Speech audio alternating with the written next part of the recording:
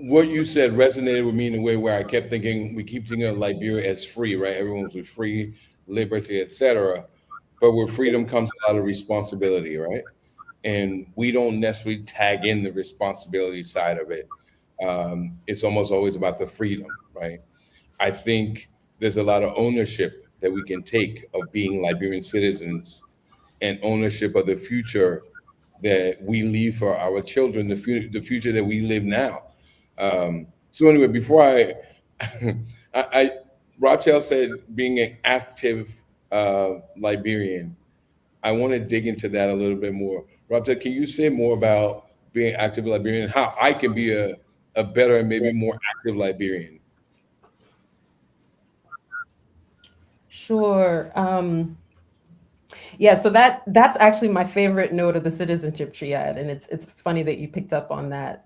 So when I was doing my research, I came across an older man. I guess he was maybe in about his 60s or early 70s, and he had lived on the Buruburum refugee camp in Ghana for I think over 20 years. So he came, during the war, walked across the border, and he kept saying to me, why is it that we Liberians always emphasize the rights? Without rights, we're nothing. But we rarely emphasize the responsibilities.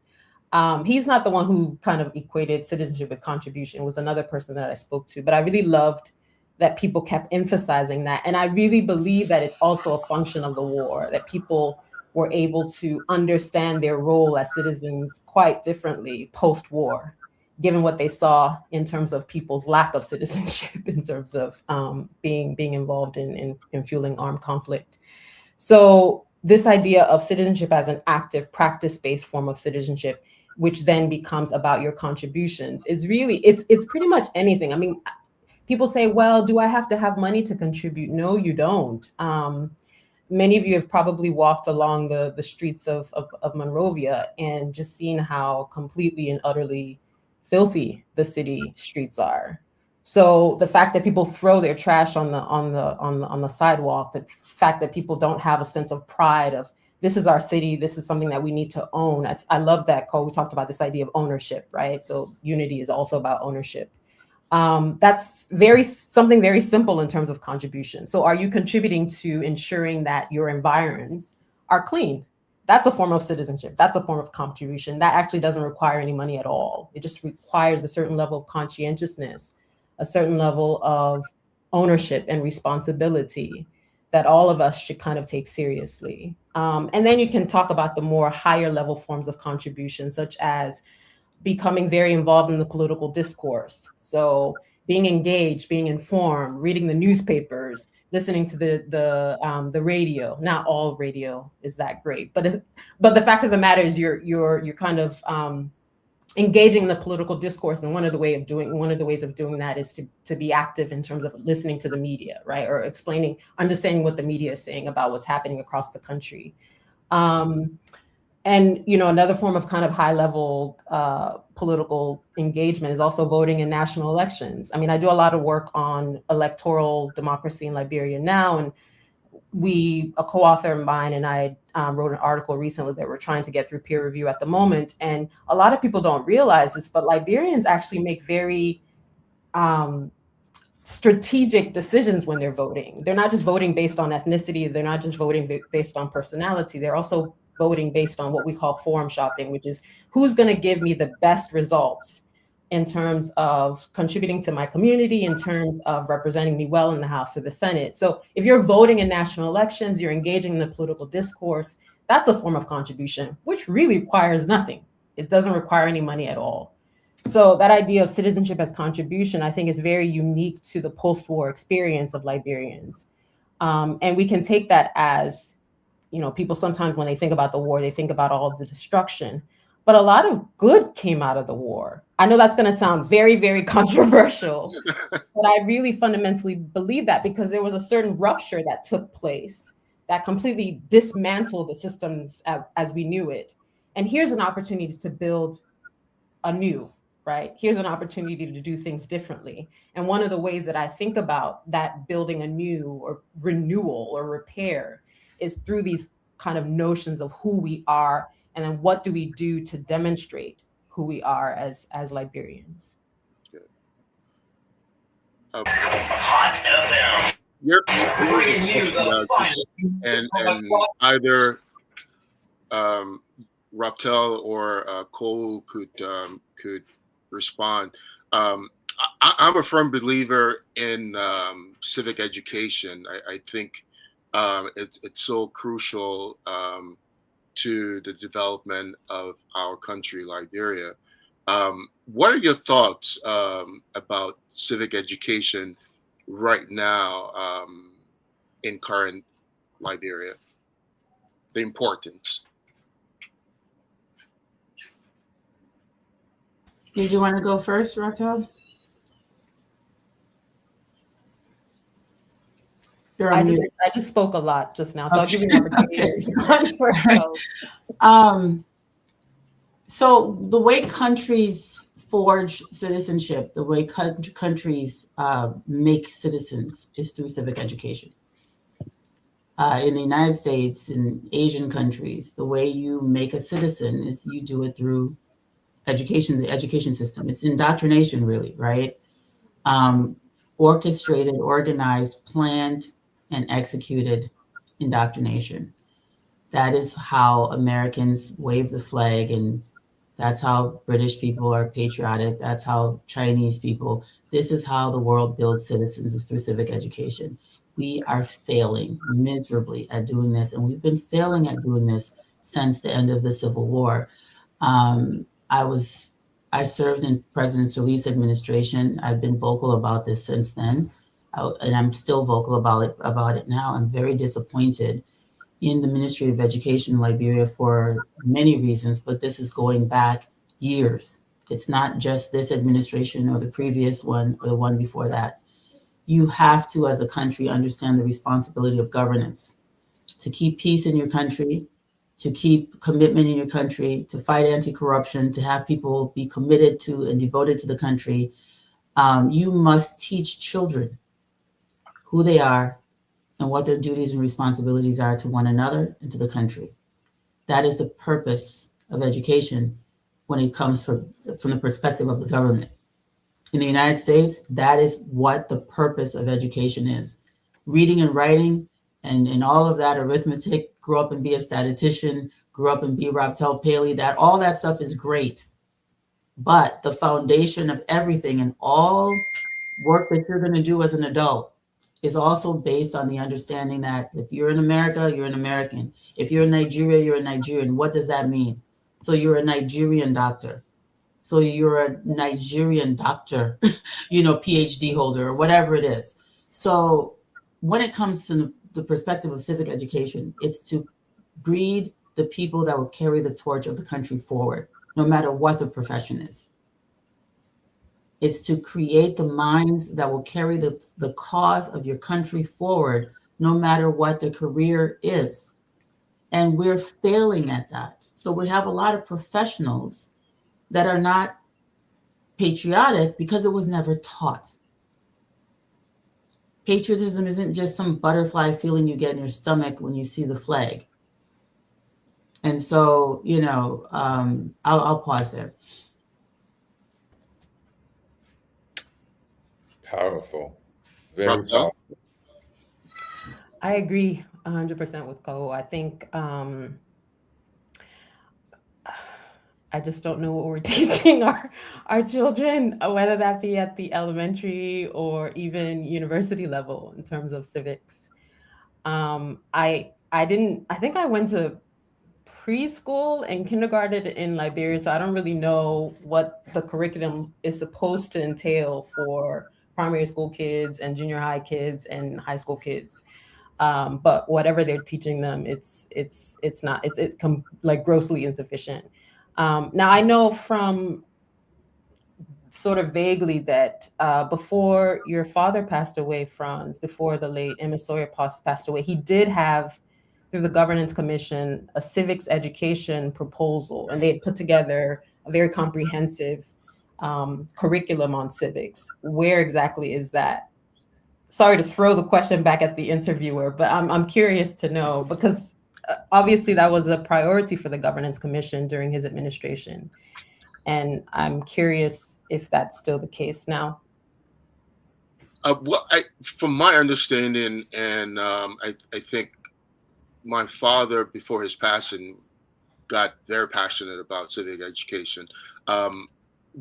He wrote a series of books for primary schoolers, and to date, I believe some of those books are in some schools in Liberia, but don't hold me to that. It's something that I'll have to find out from the education ministry.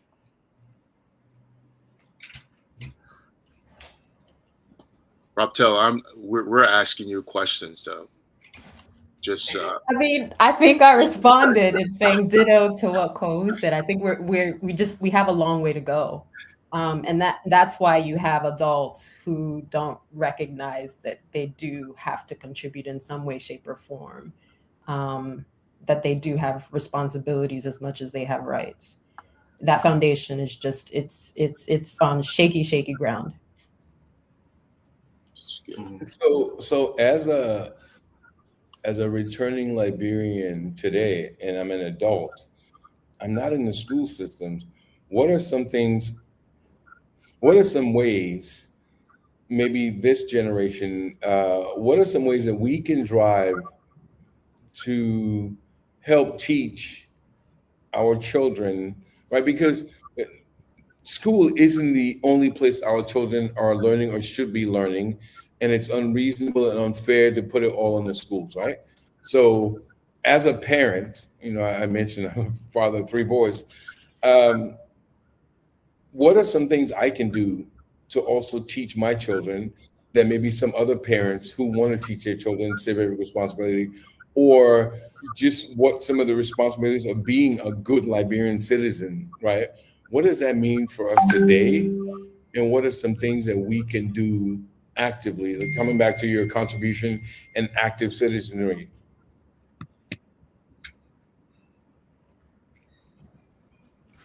Both of them, please. I was gonna make a really shameless plug, and then I think I am gonna do it. It's not shameless.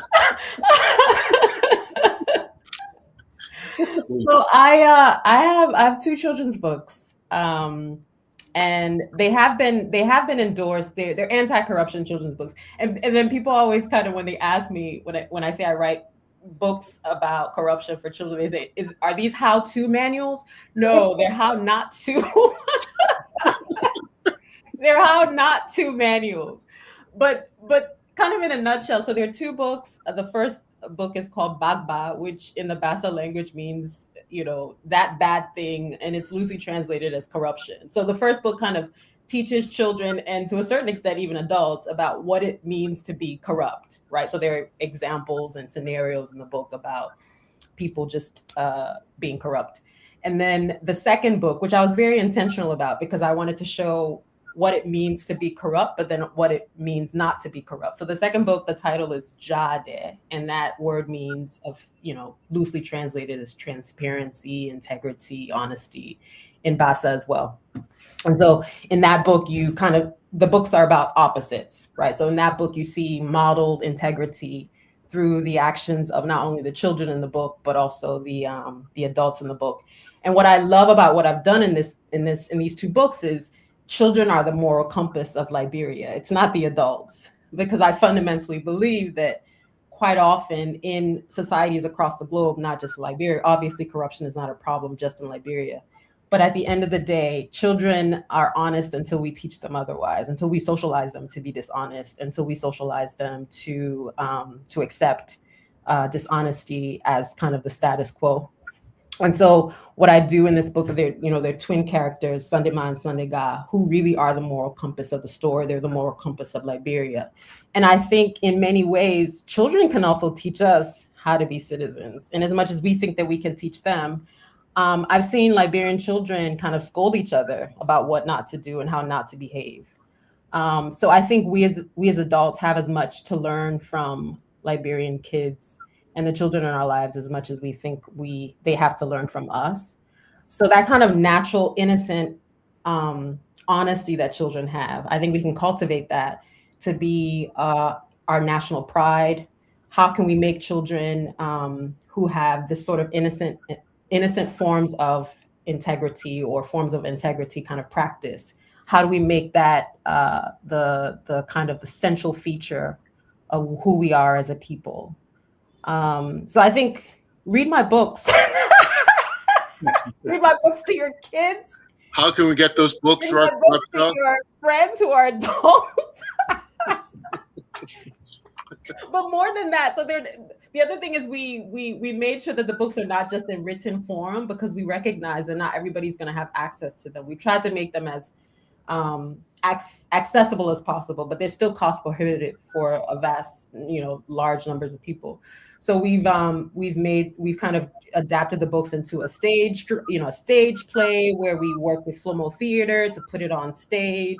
We also have radio dramas that we've placed in different radio stations across the country. We've also thinking about putting together like a game board called Bagba and Jare. So they're like all these creative tools that we're using to teach adults and children about honesty and integrity and transparency. So yeah, Dwalu, buy my books.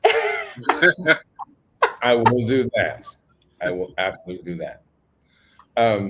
Wow. It's interesting. I think we could, I know we have a fixed time frame for this conversation, but it's opened up, I would say, perpendicular pathways into some very interesting bits.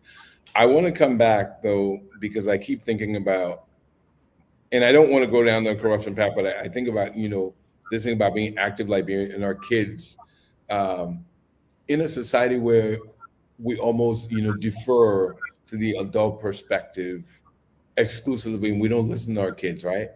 How do we shift some of that dynamic to allowing our kids to be the moral compass for us? I think is one question. And then the other question, certainly this is something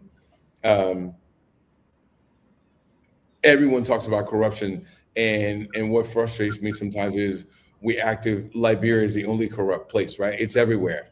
Lobbying is corruption. Anyway, I won't get into that. But all of these things are choices, right? They're choices based on a perspective and maybe I would say a limited or short-term view.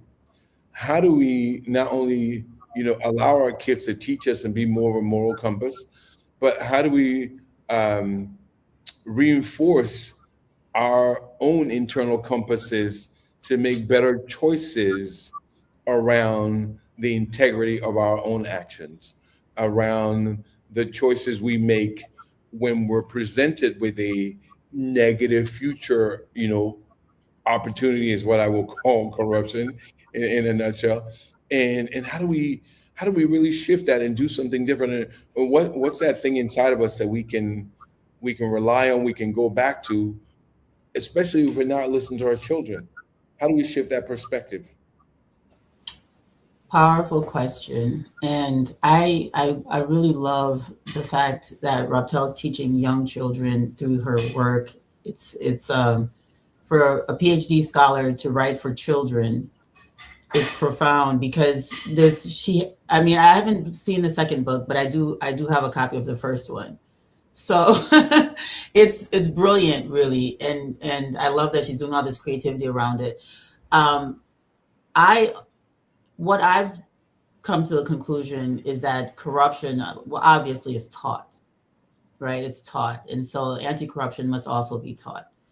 I'm a board member of the Liberia Legacy Foundation, and we run an academy called the Liberia Leadership Academy. And it is a both combination virtual and in-person school for young adults, for youth. So 18 to about 25 years old. And I was focused on that age group because that group of young people, they're still curious and they still are aware that they need to learn as opposed to somebody my age who thinks they, know everything already. That age group is pretty much confident that they still need to learn, which is powerful because then they're reachable and teachable. And so there's two things. One, everyone cannot mentor children because there are adults who are going to teach bad habits and bad behaviors. And I see a lot of adults elevated to positions of influence that are now taking their bad cultural practices, their, skewed perception of what being a Liberian or being, a decent person should be. I'm trying to choose my words and passing that on to the next generation. So what we do is we seek out adults that have skills to teach. Muhammad Celia Dukli, who's in Australia, is one of the teachers. He's a psychosocial professional, and he works with the young people about conflict resolution, how to de-escalate situations. I, of course, focus on history and context and culture. Who are we? That part of it. And so there's a lot of work that we do with the young people. We teach them about anti-tribalism. We teach them sex education and gender education, meaning, what is your responsibility towards your fellow citizens, whether it be a woman or a girl or, or a man. What is your responsibility? What rights do they have? And where do your rights end? Where do theirs begin? Those basic things. We do that with young people. So if you have skills that you have or anything that you can share with young people, reach out to me and I can, work you into a session. We'll talk about what you want to do, but this is just very practical. Mr. Best, if you are talking about, maybe communication and how you can properly communicate things, if you want to do a workshop on that for young people, all of the mentors volunteer. All of us volunteer. Most of us volunteer via Zoom because we're scattered across the world. Like I said, Mohammed's in Australia. We've got people in Europe, in Asia even. So the volunteering is important. Mentorship is important. Everything that you do as a mentor, you gain from as well. So the more I mentor, the more I'm learning, the more I'm benefiting from it, from their feedback and what they share. Youth have a profound ability to see things as they actually are. Where adults have been, the older we get, the more we're fixated on pretense. Young people don't have that pretense filter. So I'm saying all of that to kind of answer your question by saying every one of us can do something in some way. Mentorship is it. Dr. Sawyer, the late Dr. Sawyer was a mentor to many young people. A lot of the people you see in Liberia today are who they are, and their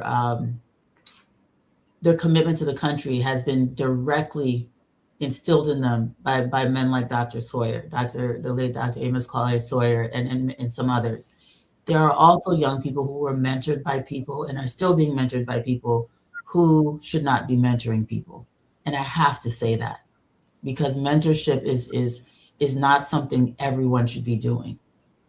And I'll pause there. I hope you can read between the lines.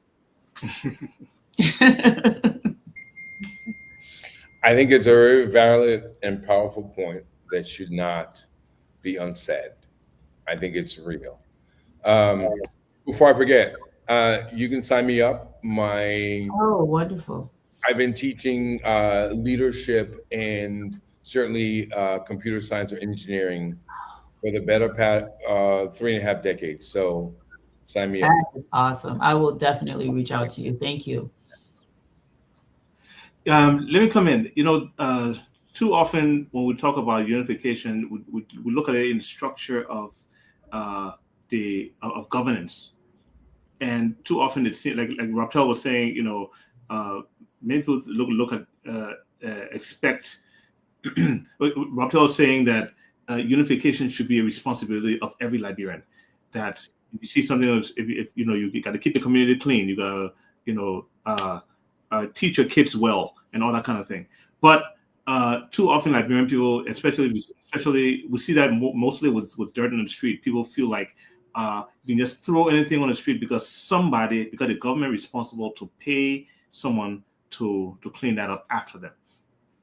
And so that follows people through their jobs and through their schools and in all different aspects of life until they leave Liberia, and then they realize that only in Liberia you can do that kind of thing, that crap, because it's not allowed anywhere else, right?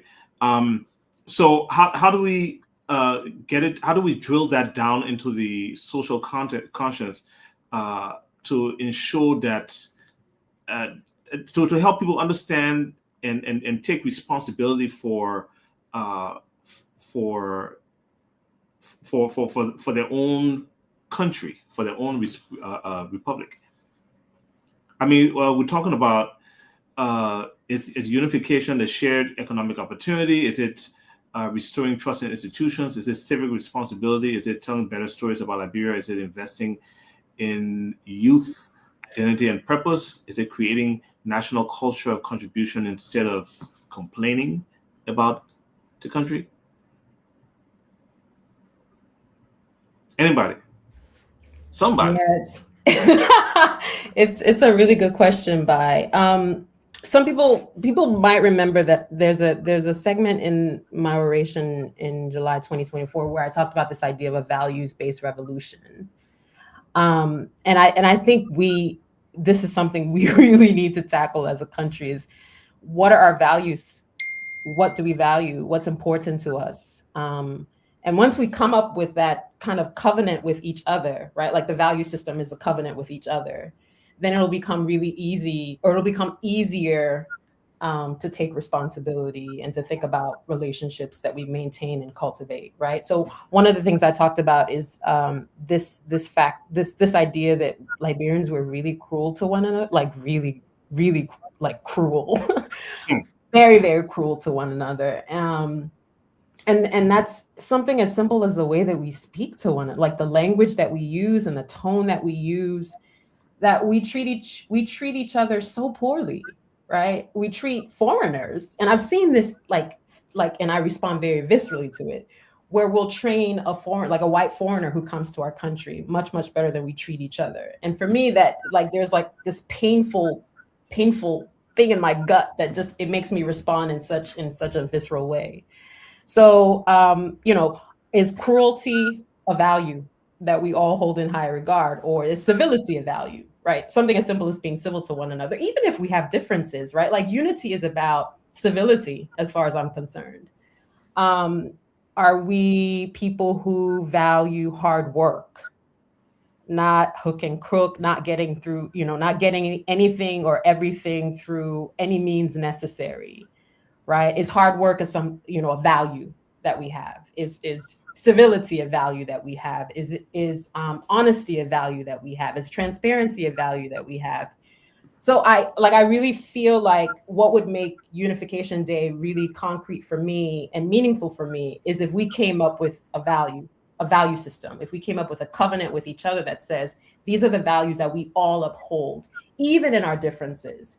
And these are the things that we're going to do to ensure that these values are respected, that these values are held in high regard, that these values are experienced by every single Liberian, no matter where they happen to be.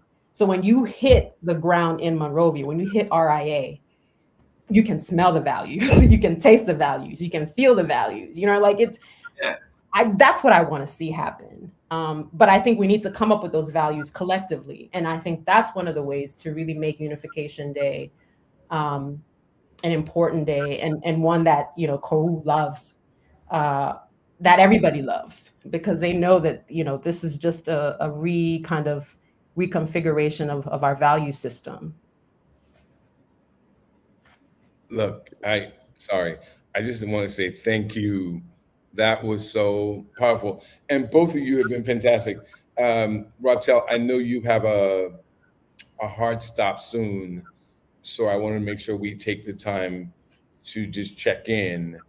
You're still off at the same time? Is that still? The conversation is really sweet, so I think what I'll do what I'll do is I'll stick Cut around class. till Cut class. Look, we will send you all of the cassava leaf and palm butter on that And side. Domo, I got Domo for you. well, the Go thing ahead. about it is, we talk about responsibilities earlier. Is I have a PhD student who's presenting her research at 1 p.m. my time, and I because I feel this responsibility to her, I have to physically, like I have to actually be there. I'm going to be zooming in. I didn't go in physically because I wanted to be online with all of us. So I'll give it until 1:05, so another 10 minutes or so. But I want to make sure that she sees my face on the black Zoom screen and she knows that I'm there rooting for her. So you got me for another 10 minutes. Got it. Okay.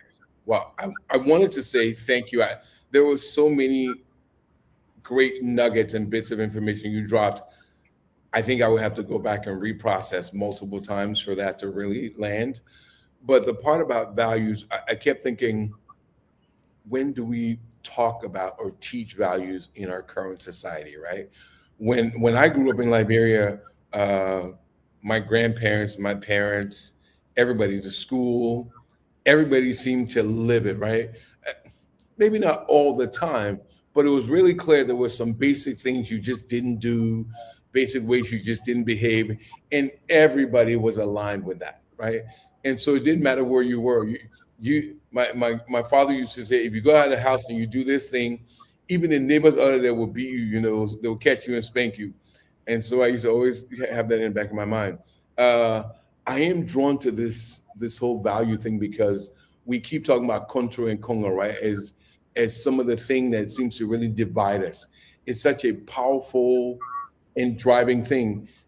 So before you go, and before we run out of time, I keep thinking, is that thing still relevant anymore? We vote on it, we talk to each other, and we treat each other on these lines that, for me, are almost irrelevant now, right? There's been so many families that have crossed. I don't want to get into well, families that are just a really big blend of those two lines anymore, and the same families tend to draw, those lines of Congo. How do we go past that? What does that look like for you, esteemed, brilliant people on here, and how do we start to address that and remove that being such a critical part of the fabric of Liberia and Liberians today? I think we first need to do, and I'm curious to hear what Kohu's gonna say, because I'll make it quick. I think that phrase is so violent, like the country Congo. I find it to be like jarring. When I hear it said by people and used by people, it makes me actually sick to my stomach, because that for me is a language of violence. So I think first we need to just do away with using those phrases. They're not useful to us. They were never useful to us. They were a source of division. They were a source of tension. They were a source of violence, and they continue to be sources of violence in the way in which we interact with one another. But your point is well made. There's been so much intermarriage, given that we are a country of migrants. And I say this because I want to remind us that even the so-called indigenous Liberians migrated from other parts of West Africa. So if anything, what unites us is that we're all immigrants, right? And I say this a lot in my research. And if we think about ourselves as all immigrants, that no one, whether you happen to come from descendants of settlers from the Congo River Basin, or descendants of settlers from the Caribbean, or descendants of settlers from the United States, no one belongs more than the other, right? So if we just settle on that as a clarion call, as our whatever North Star, that no Liberian belongs more than the other, then I think that's a starting point for talking about unification and unity, right? And if we do away with the language of Congo versus country, which I find to be very pejorative, if we're thinking about the historical foundations of those phrases, then we can really start an honest conversation about what unites us as much as what are our differences, and how do we exist? How do we coexist despite these differences? How do we coexist because of our similarities? So I'll end there, but because I'm curious to hear what Ko has to say. Yeah, I'll have to go in a couple of minutes, but I think there's a couple issues with this Congo country thing. And part of it is internalized oppression and internalized anti-African sentiment that has been poured on all African people for a very long time. It's not really, this internalized hatred is not unique to Liberia. I have other West African friends. You know, the closer you are to Western culture, the better they think they are. And so there's a hierarchy, even in Ghana, Ivory Coast, and Guinea, and Sierra Leone, everywhere I've been, of classism based on how French you are, how British you are, how Western you are compared to others. And then the people who are from the villages are disrespected and looked down upon as being less sophisticated, less intelligent, and all of those things. So it is something that African people struggle with, even in Jamaica and other places I've been. Country folks in Jamaica, you come to Kingston, they look down on you because essentially you're too African, because the people in the bush part of Jamaica behave like West Africans. They just do. And so it is a universal thing that afflicts Black people. Even here in the United States, I live in Georgia. When people come from the little towns and come to the city and they start school with the children in the school look down on them because, you know, they speak a little differently. They're still speaking English with a little bit of an African twang, because in the deep South, it's a very African place. So I'm saying all of that. I mean, I live in Gullah Geechee territory. So I'm saying I know that Black people generally, Liberians are Black people, Africans are Black people. And we don't recognize that, but we are. And we're all afflicted with the same anti-African sentiment. In Nimba, when you leave and you go to school and you become, you know, I'm not going to name any of my uncles, but you become these great, successful people. They look at you differently. You queen out, the man, queen man, you know, and there is a clear distinction. And then the little country children go live with a queen country man, and then they're treated differently too. So there's this perpetual cycle of anti-Africanness, is what I see it as. And that's really what's at the root of it. And it's not the property of only repatriated people. It's not the property of only Christian people either, right? It becomes, even among Muslims, you see this, you know, this trying to adapt more to the Asian culture because it's better, it's superior to the African culture. And so we have to think and do some soul searching as African people and start to respect who we are and realize that the thing that connects us is our Africanness above all things. And then the last thing I'll say also is that even the idea that and Raphael, I don't want to contradict you, but there are indigenous Liberian people. There are languages that were forged and evolved in cultures right where they are. That's what makes people indigenous. We have languages that you can't find outside of the Mono River Union. So that makes us indigenous to this place, meaning that the archaic migration of our ancestors, they didn't come speaking. Nobody came to Liberia speaking Bassa, for example. You have Bassa heritage. That language evolved right where it is. So that makes you just as indigenous to Liberia as a Cherokee is to North America. And that's okay. That doesn't mean that other people who migrated don't belong. Just because many of the Mendi people migrated doesn't mean everybody in Liberia migrated, and that is okay. It's okay to have indigenous people that are rooted in the place for a millennia, and we should respect that. And that shouldn't be a hindrance to unification. We should celebrate that as a collective heritage. So what we teach our young people is that the VI script is all of our property. What we teach our young people is, you know, the cloud, the Bassa, these people that are from this place for longer than human history can calculate. That is all of our heritage. These are all of our people. And that's what is the beauty of being under the umbrella of a flag, of a country, is that everyone under that umbrella is those are your people. And you don't have to be a descendant of repatriated people to celebrate the triumph over oppression. You don't have to be a descendant of the Great Vade Kingdom, as they called it, to celebrate the triumph of their genius and their innovation. You can be, just by the virtue of being a Liberian, all of that rich heritage is collectively our property. And we need to teach the children that. One of the first things I noticed in the Leadership Academy when we start talking about history is they'll say, well, where are my own people in the story? and we will back up and say, these are your people too. These are the Liberian people too. And then eventually they'll see themselves in the story too. And then we'll start talking about the Mendi cultures, the cloud cultures, and say, oh, my people did that too. Oh, we're the great seafarers. But you must know everybody's story so that you can appreciate it and love it and claim it. We have to teach our young people that they should claim all of Liberia's greatness. It is all of your property. Thank you, guys.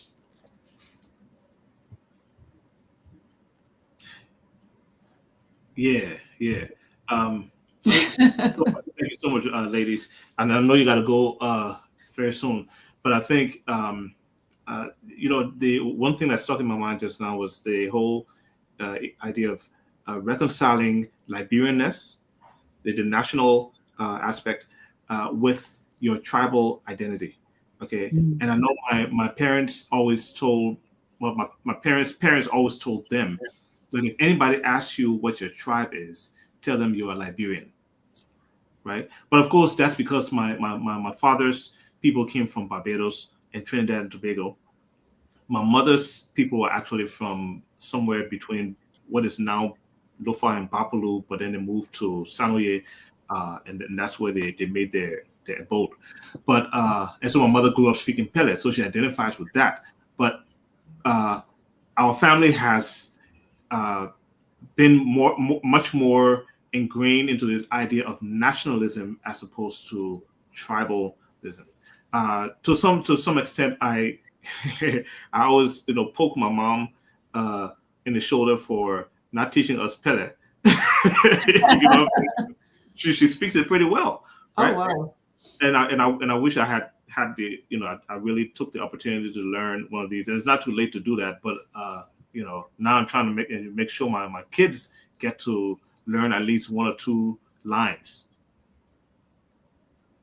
So this thing about identity, and then the function of a united Liberia, the function of our identity, what we are supposed to do with who we are, is what I take away from this. And this conversation will continue well into the future, because there are a lot of topics there are a lot of aspects of this conversation that we wanted to get into, but we haven't even scraped the surface to get into it, because it's so much deeper. So That but means we're going to invite the two distinguished ladies back. Yeah. To continue. Yeah, definitely. Yeah. All right. Anyway, would you do you have any parting remarks before the two of you leave? Unity and diversity are my last words. We have unity and diversity. I mean, when you think about it, there's something so unique and special about Liberia, about us as a people. I mean, I'm always talking about Liberia to other people, and they're like, wow, I didn't know that place existed. Yes, this place exists. Yes, we exist as a people, and we should be celebrating that. And for me, that was what my July 2024 oration was really about, is that there's something to celebrate. There are multiple things to celebrate. And part of that celebration is this unity and diversity. We are a beautiful smorgasbord of Black people from all over the world who've come together in this small little sliver of West African soil. That alone is something we should be celebrating. So Unification Day, I think I'm with you, Cole, on that. Unification Day might very well be my favorite Liberian holiday now.